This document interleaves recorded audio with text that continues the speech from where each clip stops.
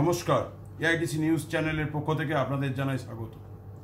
আজ প্রতিবেদনের বিশেষ কারণ, কিছুদিন আগে ভাতৃপ্রতিম হিরণ আমাদের ঘাটাল লোকসভার ক্যান্ডিডেট বিজেপির বলেছিল একটা কথা, মস্তান না গুন্ডা। আজকে তার প্রতিফলন দেখতে পেলাম।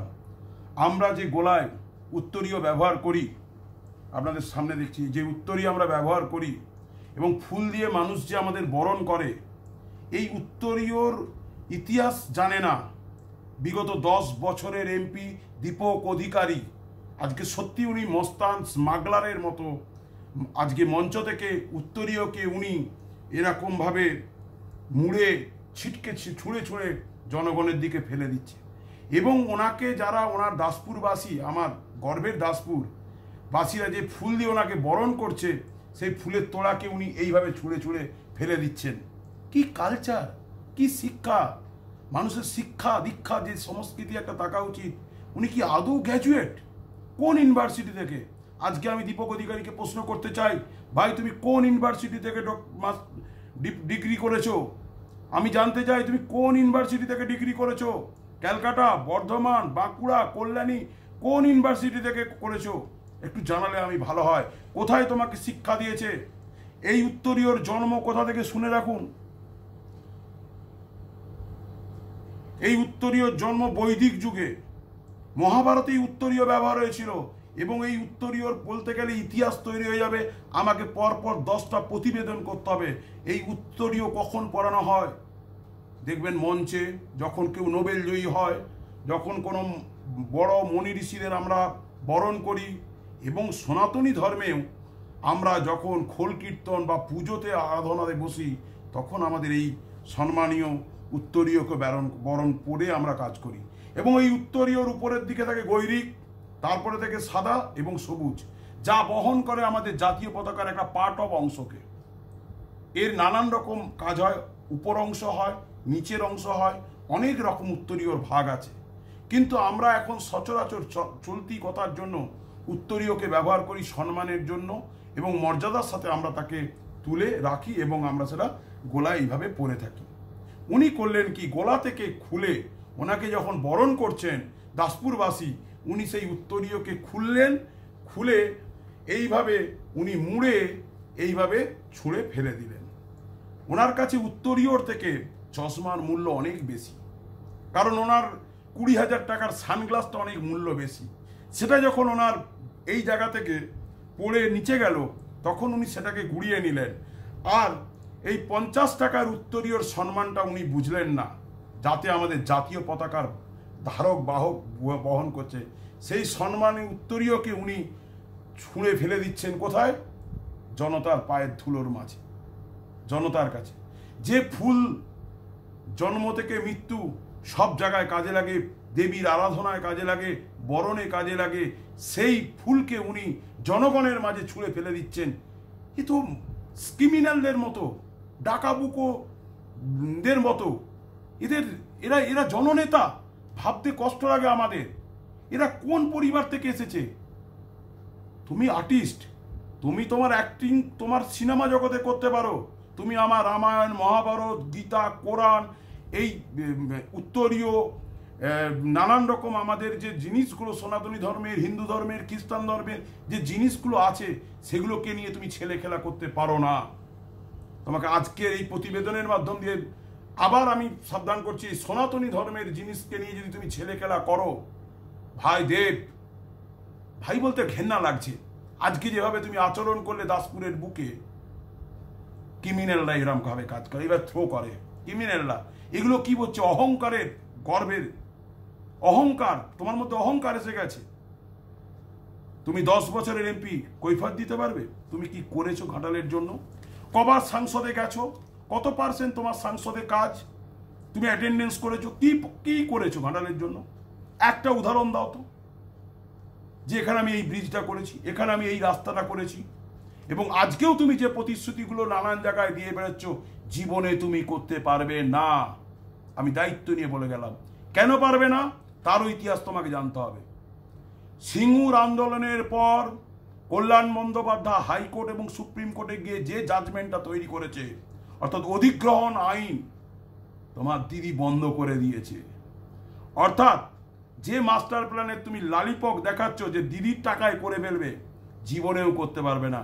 কারণ কি, মাস্টার প্ল্যান যে ব্লুপ্রিন্ট হয়ে আছে তার অনেক সংশোধন এবং সংযোজন দরকার, এবং সেইটা করতে গেলে যে মানুষের পাবলিকের জমিটা অধিগ্রহণ করতে হয় সেই অধিগ্রহণ করার ক্ষমতাটাই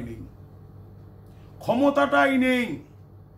কারণ সেই আইনটাকে সিঙ্গুরের কারখানা, যেখানে আজকে সর্ষে ফলাচ্ছে তোমার দিদি, সর্ষেও ফলে না, মাছ চাষ হচ্ছে, সেই টাটাকে তোমরা যেখান থেকে বিদায় করেছিল ওই আইনে, যখন ওই মামলাটা নিয়ে কল্যাণ বন্দ্যোপাধ্যায় লড়েছিল সেই সময় থেকে জমি অধিগ্রহণ আইনটাই বদলে গেছে।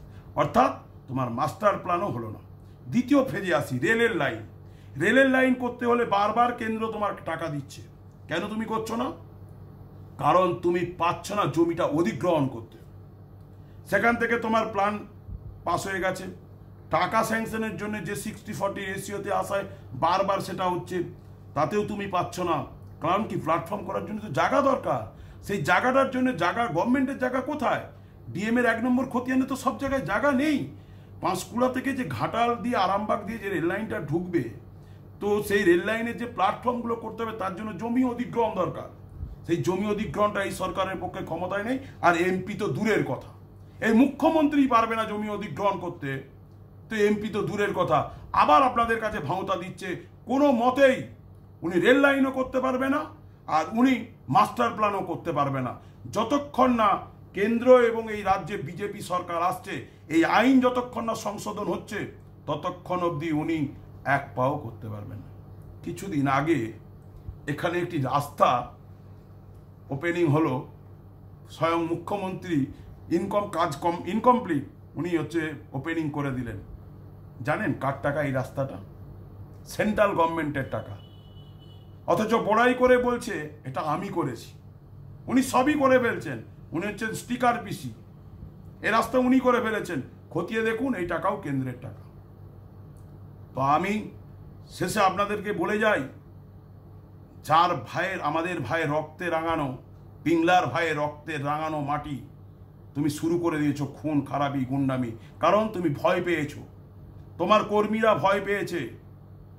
আজকে তো আমাদের বুথ সভাপতি থেকে শুরু করে বুথ কর্মীদের তোমরা মারতে শুরু করে দিয়েছো। কটা প্রাণ নেবে? আরো কটা নিলে তোমরা খুশি হবে বলো? আমরা দাঁড়িয়ে তোমার সামনে দাঁড়াবো, তুমি মারো আমাদের।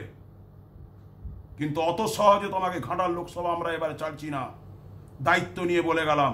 আর তুমি যেভাবেই আমাদের উত্তরীয় এবং তেরেঙ্গাকে তুমি যেভাবে অপমান করেছো, এবং ফুলের তোড়াকে যেভাবে মঞ্চ দিকে ছুঁড়ে ফেলাচ্ছ, এটা তোমার ঔদ্ধত্য। এই ঔদ্ধত্য পতনের মূল, অধঃপতনের মূল তোমার এই ঔদ্ধত্য। ওইখান থেকেই তুমি শেষ হবে। তুমি 10 বারের এমপি, তুমি কি করেছো? তোমার যদি ক্ষমতা থেকে চ্যালেঞ্জ নাও, আমি সুমন মণ্ডল, আমি তোমার সাথে টেবিলে বসবো। কোন সংবাদ মাধ্যমে বসবে, কোন টেলিভিশনে বসবে বলবে, আমায় জানাবে। তোমার স্টুডিওতে আমি হাজির হব। তোমার কাজকর্ম নিয়ে 10 বছরে তুমি কি করেছো, কি করতে পেরেছো, কি পারোনি। একটা জিনিস বলো যেটা তুমি করতে পেরেছো 10 বছরে। কি অ্যাটেন্ডেন্স করেছো লোকসভায় গিয়ে? কোন ডিবেটে তুমি অংশগ্রহণ করেছো? অপদার্থ তুমি একটা ক্যান্ডিডেট, অপদার্থ তুমি 10 বছরের এমপি, 10 বছরের সাংসদ, একটা অপদার্থ সাংসদ তুমি। তোমার জন্য একদিন আমরা গলা ফাটিয়েছিলাম, ভেবেছিলাম ভদ্র ছেলে, কিন্তু আজকে তোমাকে দেখে মনে হচ্ছে তুমি ডন, তুমি মাফিয়া, তুমি একটা মস্তান। তুমি গলার উত্তরীয়কে ছুঁড়ে ফেলে দিচ্ছ, গলার হাতের ফুলকে তুমি ছুঁড়ে ফেলে দিচ্ছ মা বোনেদের সামনে। দেখে ঘেন্না লাগে, লজ্জা লাগে, তোমার নিয়ে কথা বলতে লজ্জা করে। তা তোমার শিক্ষাগত মানটা একটু জানতে চাই, তুমি কোন ক্লাস পড়াশোনা করেছো, কোন ইউনিভার্সিটি থেকে পাস করেছো। নমস্কার, এখানেই আজকে প্রতিবেদন শেষ করলাম। পরের প্রতিবেদন আসছি কিছুদিন পরে।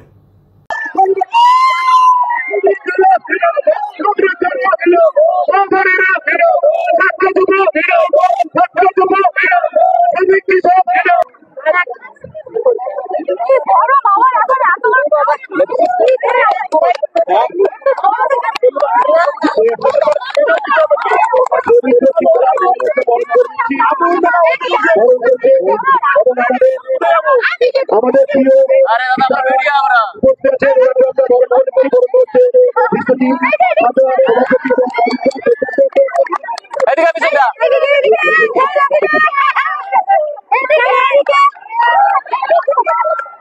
তুমি একটু আগাও না, আমার ছবিটা আমাদের প্রিয় সংসদ এই বক্তব্য রাখবেন এখন।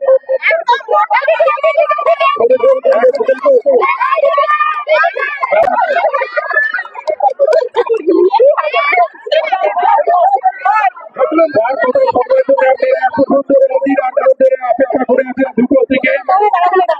এখন আমরা বক্তব্য রাখার জন্য আহ্বান জানাচ্ছি আমাদের প্রিয় সাংসদ, আমাদের ভালোবাসার আবেগ উদ্দীপনা দাদা একটু আমাদেরকে আমরা ভিডিও করছি আমাদেরকে একটু দাঁড়াও আমাদের এই পাশের দিকে একটু ভালো করে ধরবে এটা